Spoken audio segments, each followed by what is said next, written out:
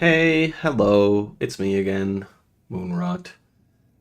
And to be fair, I'm still a little upset about what happened in the last video. My level 11 frostmage perished, and I rolled a new character. I rolled a gnome mage. That one died yesterday at level 6. So this morning I rolled an undead warlock, and he's at level 7 now. I decided to level those characters up off stream because I don't really like streaming the starting content all the time. So to fill up the time until I get to a appropriate level with World of Warcraft, but also still kind of keep the momentum going of this channel, I decided to just play all the hyped up ARPGs that are out now. Because, yeah, I think they're all great, to be honest. I understand that there's a lot of shit going on with stuff like Diablo 4, and some people are critical of Path of Exile, although I don't really know why. And to be fair, I'm a little bit tired of career tubers telling me what to like and what not. This is a great time for ARPGs, and I just figured, I've always seen these games as time fillers and, just really putting my brain into a default mode and chill and relax. So, as such, I figured that I would just stream this while I play the remainder of the D&D episode that you still got from me. Just to clarify, the grimdark D&D campaign that I'm working on is already going. These are old streams or old recordings where we set up sort of the start of the adventure. So it's a great place to start if you want to follow all of the background stories of the D&D campaign. It's a great way to get acquainted with the players and with my style of DMing. So, yeah, if you're at all interested in TTRPGs, and as well as MMOs and ARPGs, because that will be the backdrop most of the time, then yes, stick around. So, as you can see, I'm not particularly good at this game. But what's interesting about Path of Exile 2 that I haven't seen anyone say yet is it sort of scales to your ability. Like, I'm not going fast at all, but I am going in a sort of flow that keeps giving me XP. It keeps going on. The grind keeps going on, as it were. So in that, I am pretty happy with what the game is offering in terms of flow. The only thing that am not good at are the boss battles. I always ask for a friend to help me out there.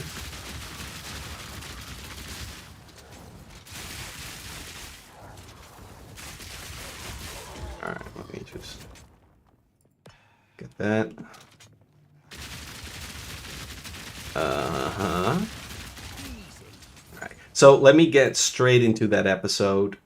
Before we do that, though, of course, tonight is the big fight. Hamza Chimaev against Alex Duplessis.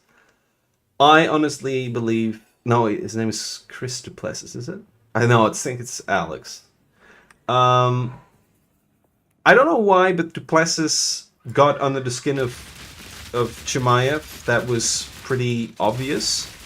Because, Chimaev started to shout all these things, and he definitely got riled up for his doing. I think Hamzat will win. I think it's a safe bet. Duplessis will put up a pretty good fight, and I believe it's gonna last...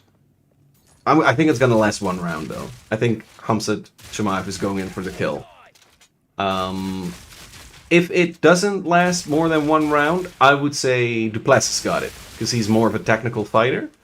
But honestly, I think Duplessis, to me, seems to be a bit too too unorthodox, and I don't think an unorthodox fighter will win against someone like Khamzat Chimaev.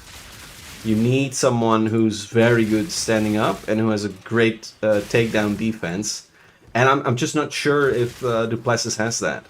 I haven't seen him fight a great grappler yet, so it's definitely going to be interesting to see. What I was surprised about was the score of Duplessis. I think I read that he's fought 24 times and had 8 losses. That's pretty impressive. 4 losses. It wasn't a lot. And then I think Khamzat Chimaev had 8 wins and 0 losses. So he's pretty up and coming. So I would say I'm gonna guess it's gonna be Khamzat Chimaev. I'm not gonna bet on him because I'm a little iffy with betting. But I'm gonna see what I would have won if I were to put my money on him. But honestly, I think most people will bet on Khamzat Chimaev. Anyway, let me just deal with these fucking mobs, and then I'll put on the episode for you guys to listen to. I'll also dumb down the sound effects a little bit so that you can focus on the banter a little bit more.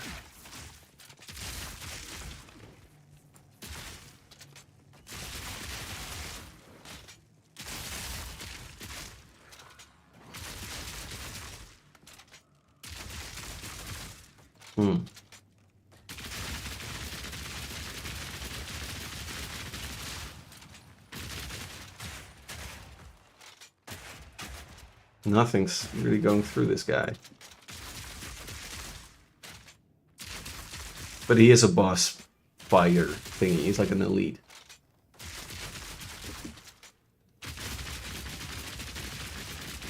Yeah, this is the best bet. Alright, fellas. Let me just do this a little bit less. There we go. There we go. There we go. There we go. There we go. This must be good. Alright, enjoy the episode, fellers.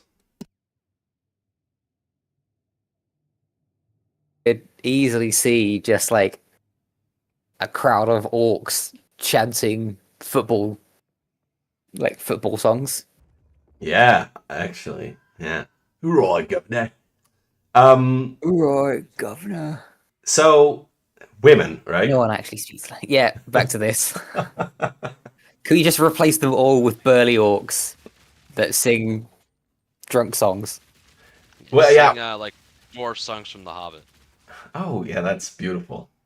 Yeah, emancipated What? orcs. Far over the Misty Mountains. I think that's the song from The Hobbit.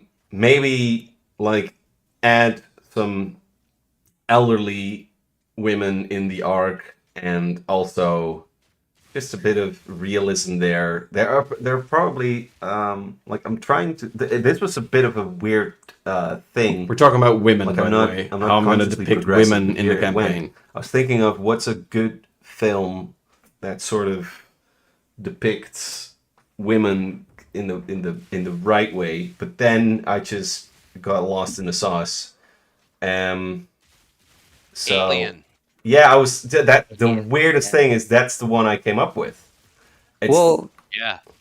it's because it's Helen Ripley being a badass. Yeah. Helen What's not Ripley to love? fucking rules. Alien and Aliens. Yeah, Aliens, because she also sort of that was that mode where That's like a Tyranid invasion. yeah, I've watched the movie as inspiration a lot of time. Oh, she gets a fucking mech at the end. Yeah. Yeah, power armor. It's great. No, Alright, that's a mech, not power armor. I'll just watch every Alien movie and sort of I mean, aliens are great. reference for this character. That might be good. Yeah. So there are actually literal mechs in Starfinder as well, like the one, like Yeah. Titan there are. equivalents. Yeah. Because I was looking have at them, another, but Starfinder campaign, and we've used a mech more than once at Yeah. this point. but they all seem massive and would probably take a lot to They're actually- fun. get a hold of one. So the way I'm planning this out right now is, so we're at the funeral and something happens there, and your character is essentially tied to a group of people that they know prior to going to the funeral. So I would say that this character, and there are the factions that I have are sort of interlinked with a class. So I have a soldier faction, a mage faction, and a roguish faction. And I would say that this character might be linked to one of the characters in that faction. And then maybe she's affiliated with one of the characters that is going to pilot the power armor or something. What are your thoughts on that, Darth?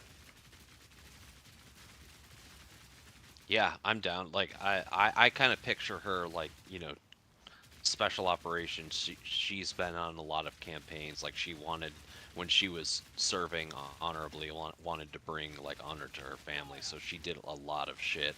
Like I'm picturing her in human years as being at least 35, like having a good history of service behind her before she was turned. And now she's basically like, she's a unchanging android at this point. Yeah, there's also this anime that I watched. I'm gonna rewatch that one. Called Violet Evergarden. Yes, the animation in that is so good, and it's Yeah. like such a like emotional story. Yeah, I'm gonna look at that, see if I get any. Is that the one where it's like the test subject that has invisible hands that can chop people apart? No, that's a Elfin lead. Yes. Oh no, Evergarden. Yes, I have seen that one. That was the where she is like the emotionless soldier.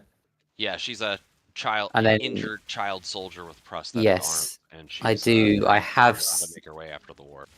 I have seen that because like the person that was her commanding officer and sort of gave her direction in life died. Yeah, she Yes, watched I her do. die. I do remember that. It was a bundle. It was next to the Kabinari Fortress, and this one was affiliated with that anime. It's a pretty mellow, chill, sort of slice of life. Yeah, Anime. it's an emotional story. Yeah, it's a very it's very. I want to watch it again. Yeah, it was really good, and the animation is stellar. Hell yeah, yeah. All right, I It's think been it's been a long time since I've seen that. I might play the Stellar Blade game as well but that one is Yeah. pretty. Well, fuck it. So women are Okay, sexualized. yeah. It's cool. Who cares? Yeah, I mean, you don't have to make them; just have them normal. yeah, Yeah. yeah. And I Look, like I play women in RPGs most of the time too, because like, look, if I'm gonna spend 80 hours playing the game, like I want to enjoy what I'm looking at, and like sometimes I want to play a male character with badass armor, and sometimes, yeah, I want thick buns. yeah, it's also not a problem. I mean, and also like everyone gets it, and you should encourage that a little bit. Yeah, It's just you want it to be sort of like to thick make. thighs save lives. Yeah, and that, of course, we have that sort of two-dimensional idea, but we also kind of want her to have like a real, like I know you a little bit now. You do want to advance a real story there, so the situations around her should be, well, if not necessarily realistic, but it should support the narrative that we're going for. Yeah, I imagine as a human too, like it stands to reason. Like she's a proud, like of nobility and everything. Like she's probably was very like attractive, but like now obviously like the pictures that I got here, like there's that undercurrent of attractiveness, but like she's been Yeah, she looks horribly, cool. disfigured and Yeah. everything. Yeah, yeah. No, I like the vibe. It's very cool. Um, For your what you said earlier, sort of about each faction having their own yeah, class associated with them, just for reference material, if you wanted to find like a 40k equivalent, for actually it'd either be Solarians or soldiers. If look at like a Sisters of Battle, if you want to know sort of how 40k does women in those sort of factions. Mm-hmm. Yeah, yeah. Or the Assassinorum recruits a lot of women. I have the factions already figured out. They're like a tight family. It's mostly based on. Did you watch the Bricky videos on YouTube? No. The what videos?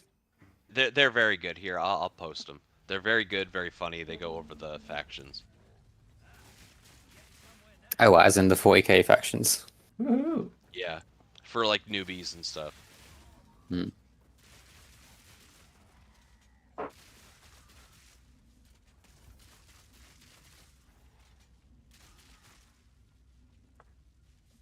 As we will watch that video, Trapo, Hello. you're going for the space dwarf. Does that mean he'll also look differently from what I've seen? I mean, the previous sort of video I posted before, or picture I posted before, Yeah. is not too dissimilar. There might be a bit squatter, and actually, I think I've got cooler images that I've got now. But I mean, it's just a squat guy, massive suit of power armor, heavy weapons. Sort of picture. I mean, it's just a dwarf in power armor. What is not to love? Absolutely, I dude. did also think, because obviously changing race, I did come up with a slightly amended sort of backstory for the homeworld, just to match. Nice. Obviously, keeping with the premise that we agreed on before of planet ruled by evil wizard. Mm-hmm. Just rather than being underfed and ending up as just sort of tiny because they were malnourished. Right. I had the idea of like evil wizard and all his cronies. They live like out on the surface, underneath like big domed cities. Because the idea I'm going with was like the local sun or star gives off like deadly, like harsh radiation that makes living on the actual surface very dangerous. The wizard lives in like a special domed city.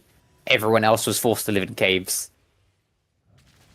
So You they should check on Archives of Nethys too, because I think there might be. I know for certain races there are like archetypes for certain ones. Like there's ones that like, hey, this is a low gravity version of this one. Like this is one that grew up in a high radiation area and stuff. So yeah, I I had a don't know for quick sure if look. there's ones for like dwarves or halflings or anything.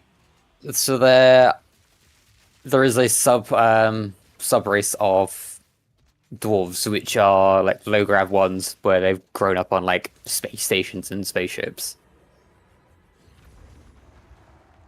But that is not the vibe I'm going with. I'm just all going with typical dwarf industrious sort of. They all Yeah. lived sort of underground or in caves because going outside was literally you stay outside for 5 minutes and you get super cancer from the sun and die. Yeah. Apart from the wizard and his friends, who all live in their special domed cities out on the surface. Is it a because there are many interpretations of the dwarf. So am I going for a Warhammer fantasy dwarf, Deep Rock Galactic? Well, yes, like Deep Rock Galactic, Warhammer Fantasy Dwarf is sort of what I've got in mind. Sort of that very stocky, sort of like gruff, industrious, Yeah. but obviously with the tech level of sort of the rest of like the Starfinder universe. So laser guns, power armor, yada yada.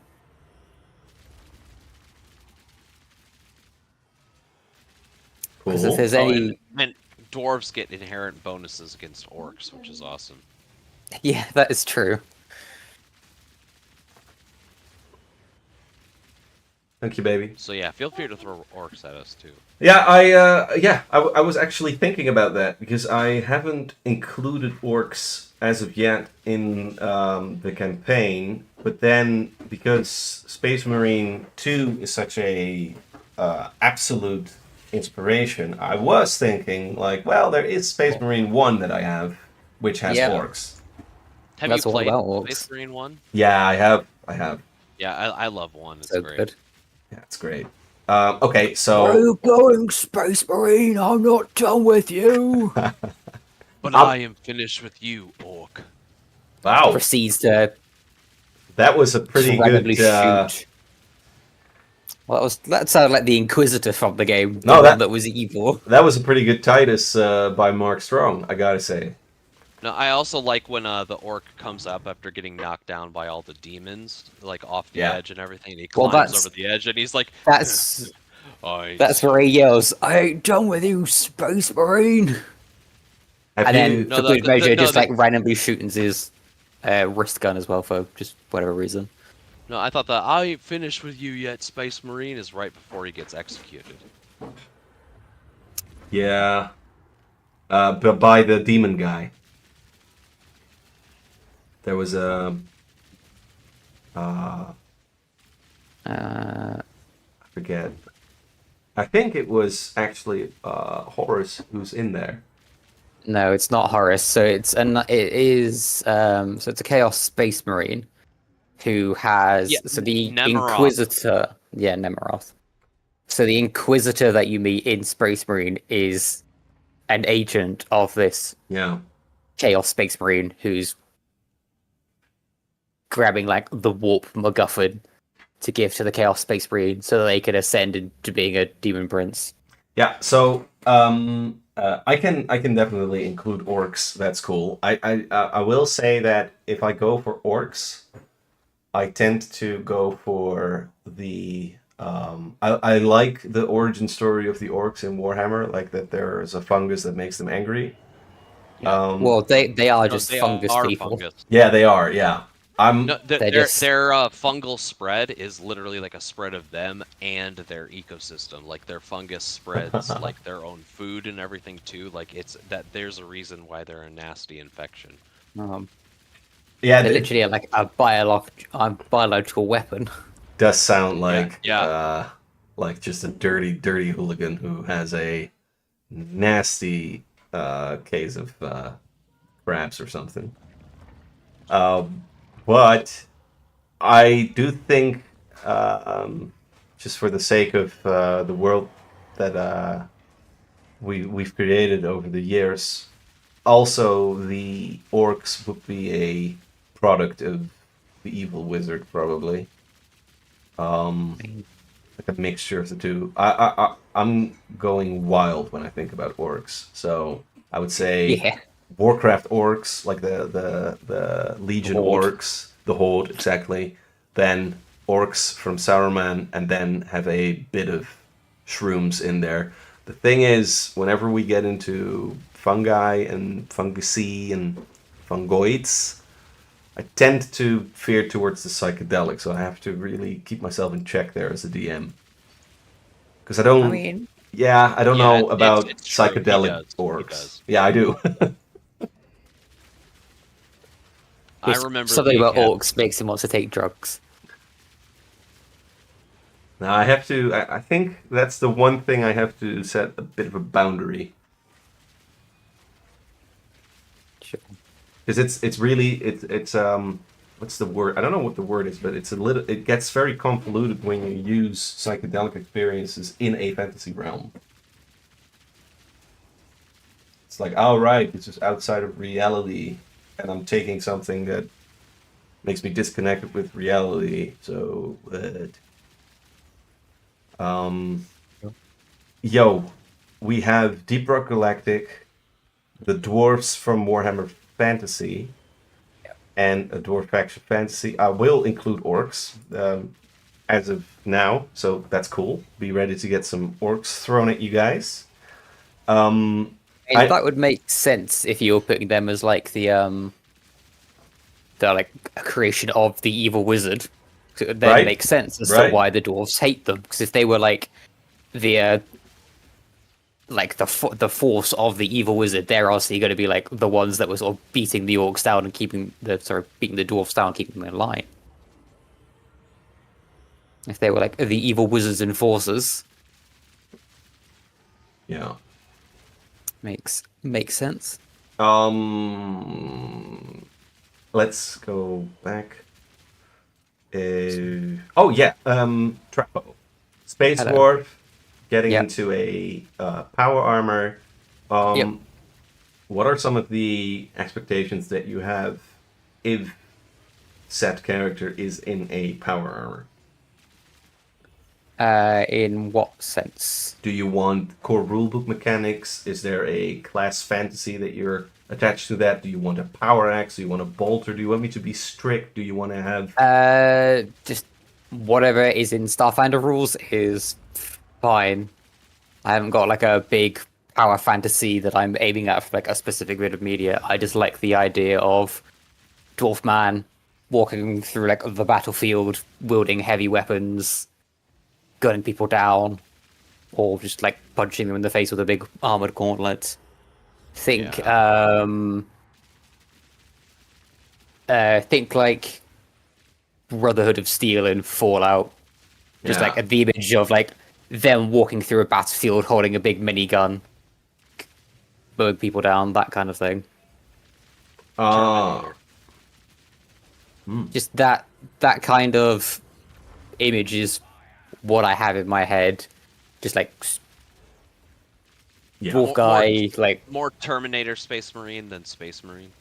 yeah, So we see a guy in a power armor walking inside a room. Just basically just And then someone visor- heavily armored, Yeah. walking through a battlefield, wielding heavy weapons. And then the visor opens and he goes like, "Oh, there's more over there, you fuckheads." Yes, Gotcha. it just Billy Connolly in a power armor. basically Billy Colony in power armor with a minigun. Why did you do that? These fucking Tyranids all the time. Yeah. Alright. I had another Yeah, I think question. they've now got to have just like a minigun or some heavy weapon that they call like their wee Bessie or something. Even though it's like a massive fuck off automatic weapon. That's cool. Yeah. Alright, so that's a rewatch of The Hobbit for me. Cool. What? Oh, actually no. Literally, what is the guy from the last Hobbit film? Yeah. The Battle of the Five Armies, when Thorin's uncle shows up. That's Billy Connolly. Yeah, so basically, that is the guy that I'm now picturing in my head, just like this sort of grizzled dwarf warrior who's Yeah. just also... He's a bit crazy. I have a wee proposition for you. Would you That's kindly- Irish. Yeah, sorry. That's Irish, not Scottish. I tend to mix them. That's fine. If you confuse the Irish and the Scottish, they'll probably be like, no, it's the other ones, not us. They'll probably be slightly annoyed, but just don't compare them to the English and you're fine. No, that I know that one. Yeah.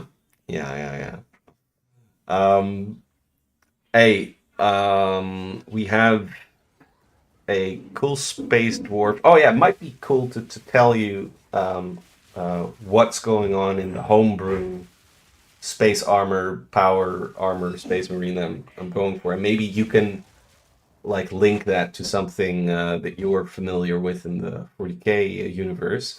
So you're going to be a seneschal, but not the one from Rogue Trader. The seneschal in this case is like a guard that guides the space wolf towards Valhalla, where he will sort of equip himself inside a fortress with a giant laser that would help the current war in the mortal realm.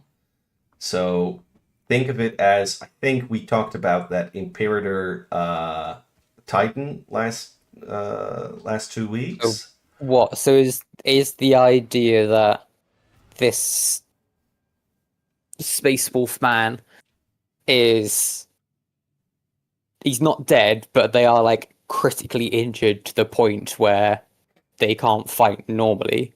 So the Not funeral is not so much a funeral as it's like a final farewell before they then get like interred in a massive weapon to fight for the rest of their days. sort of, but it's a little different. Like he's like a space Viking, and he Hmm. gets a funeral. And normally the warriors go to Valhalla, but Hmm. he actually chooses to go to the Halls of Valor, which is essentially a heaven made for warriors who still wish to fight in the mortal realm. So I base it off of a terrible inspiration because I get Hmm. letters from Scientology all the time, and Okay. they have a thing called Sea Org where you sign a contract to serve Scientology beyond life, and I sort of took that Right. and made that Um, Vikingized. it sounds a bit like what the Eldar do with like spirit stones, because they have rather than sort of what the Imperium does, which is when like a space marine is critically injured and can't like walk and shoot and fight normally, they get put into a dreadnought, which is basically just a sarcophagus with guns attached to it, but the physical body of the space marine is still in there. Eldar, they have spirit stones, and basically when an Eldar dies, their soul goes into that stone, which can then be plugged in to like a Wraith Knight, a big robot to fight. Yeah.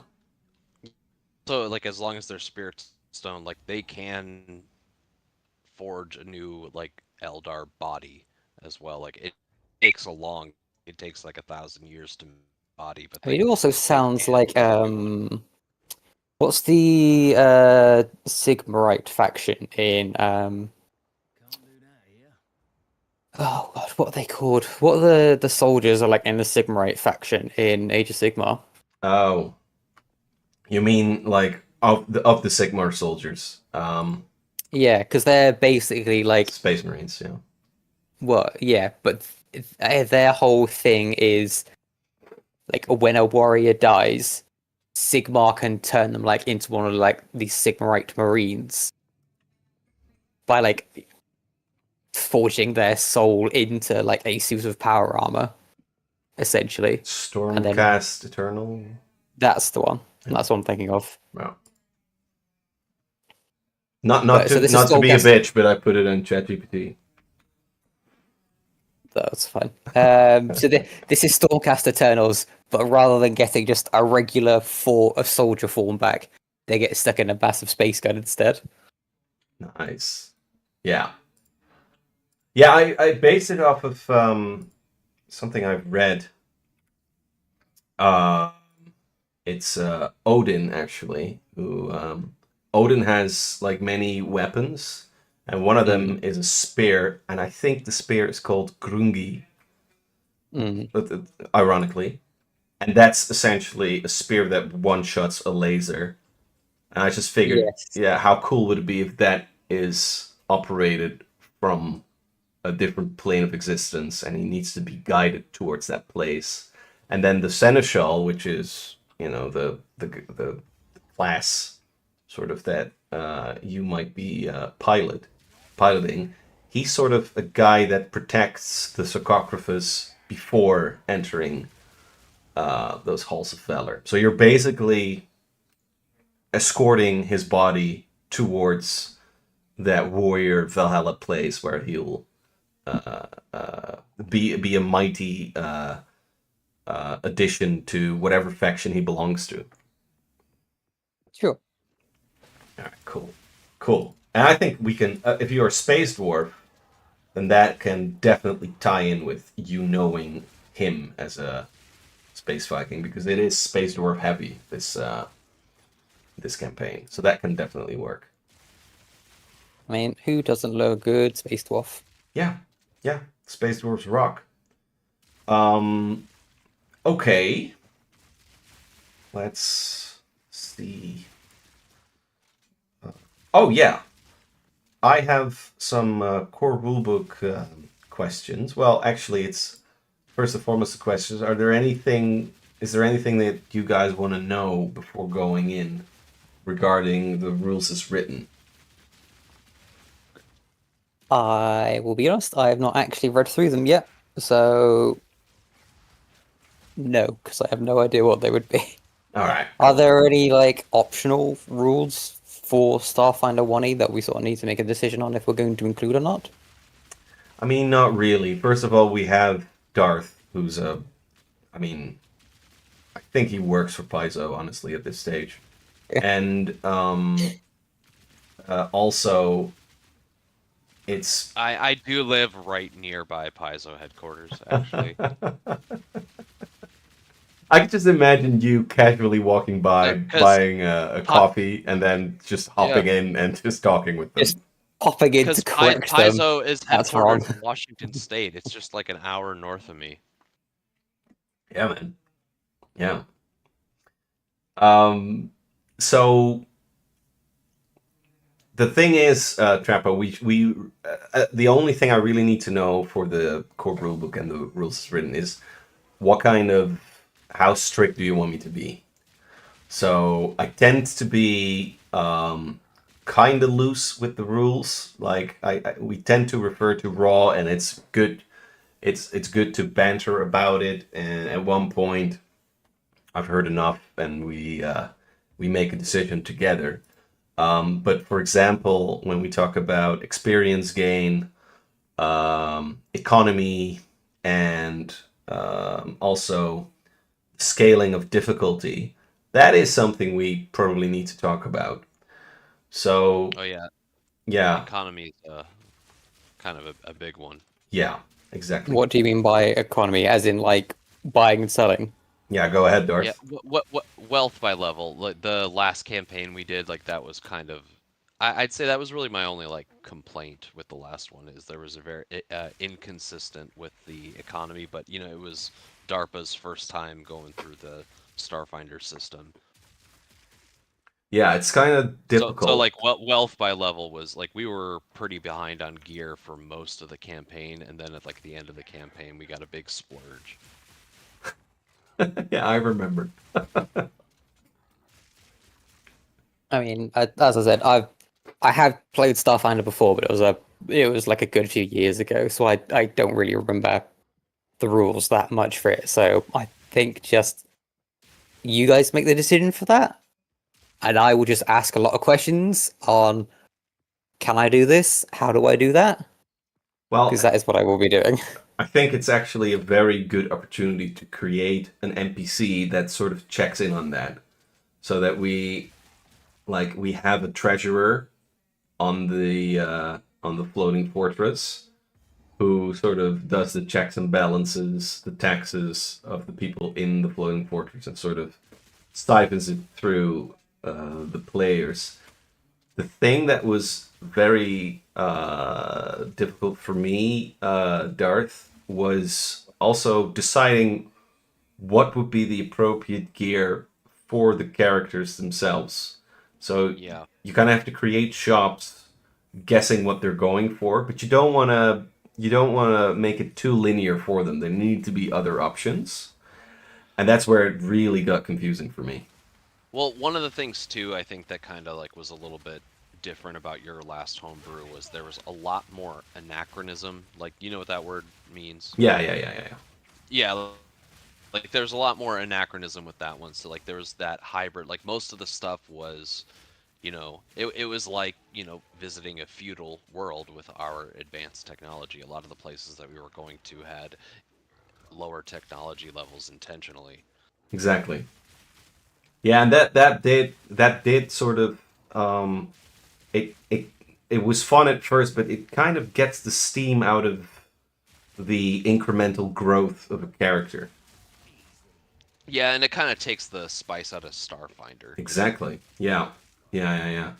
Like that would have been a really good like Pathfinder one with like I think like having more of the leaning more into the medieval, you know, aspect, like the more feudal stuff like sword and sorcery. Exactly. How would this work in a Warhammer 40K inspired session, though?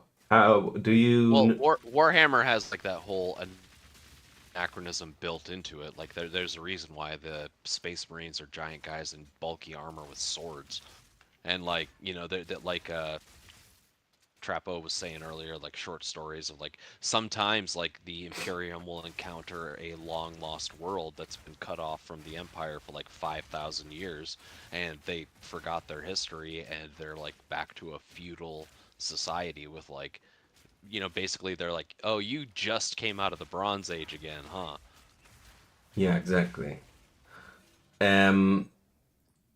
Yeah. So I'm trying the thing that was really missing that could sort of apprehend this problem gameplay wise is probably a hub that's nearby that has almost every weapon available. Because I can imagine Trapo's space dwarf like wielding a power axe, power sword, bolt pistol, all that jazz, and then your character be more like a sniper ops. And like when I look at your character, I'm also thinking of those animations I've seen in Cyberpunk 2077 where their arms become like swords and shit. Yeah, Um, actually, that's what I'm. One of the things I'm planning on buying at first level is a integrated like blade arm. Dope. Classic. Yeah, so we do Yeah, need a bone to. blade is only 150 credits. You can get. Uh, Have either of you played Dark Tide? hell yeah. So, No. so it is. You're basically like agents of the Inquisition, and you go down to you're like working through missions, clearing out a hive world that's been affected by Nurgle. But like you have a central hub in that game, which has things like an armory, which you like slowly unlock weapons in, which is run by Mechanicus, who obviously are the guys that craft all the weapons. Mm. So you could always have, I think I know what you're saying. Yeah, like a this big guy. like major ship or something. Yeah, and I Yeah, think he's also saying something to the tune of like if you go to an old world and it has swords, you can pick up those swords and salvage them to create something more according to your class. yeah. You have the facilities like on board that if you pick up the raw resources or want something slightly modified or upgraded, um, you have someone on board that can do that. It obviously just you have to get all the resources to do it and wait some time for it to be done. If you want like something new created, I don't know if Starfinder has rules for crafting to that level in it.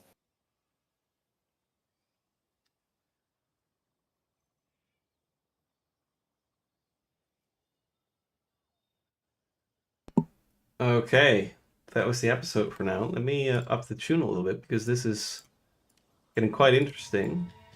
The enemies are so cool here. Check it out.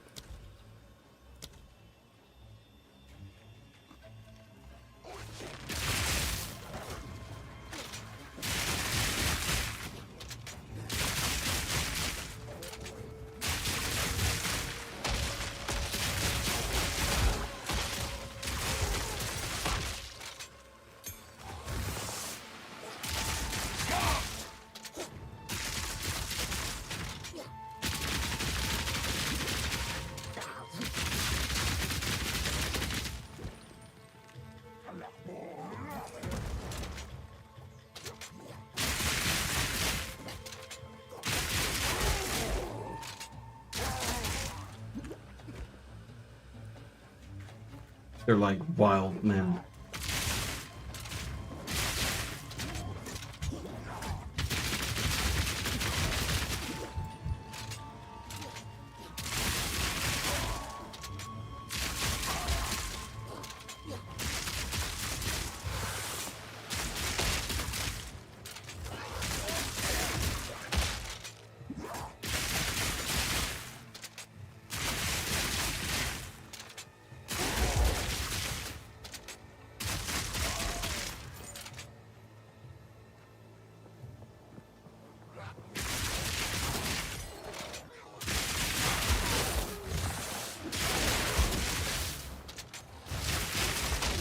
Oh, shit.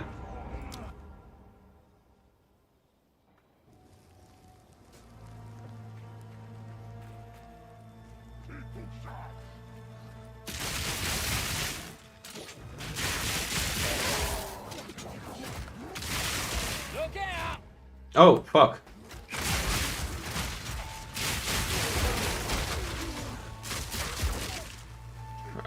Definitely have to use that turret. Yeah, baby. Flames, baby.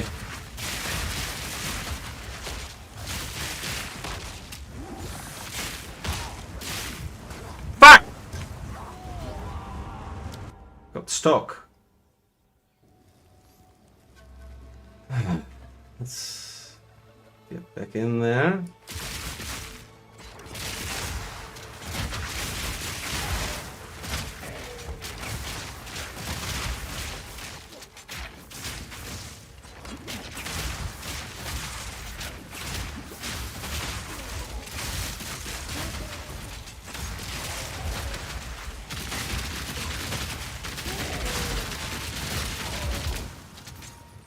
Got him.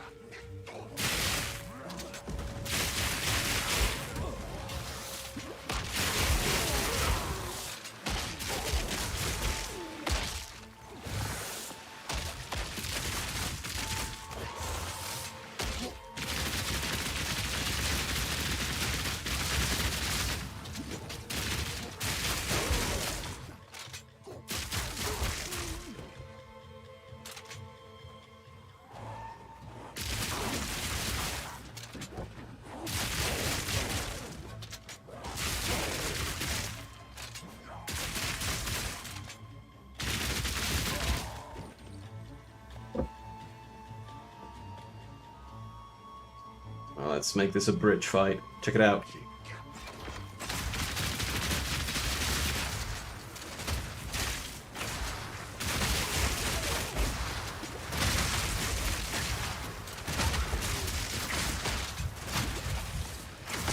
Fuck!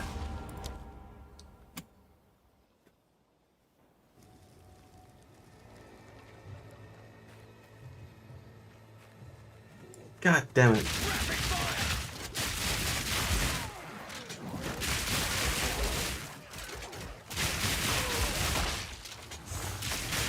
Oh, shit. Alright, forget it. I'm done. Bye.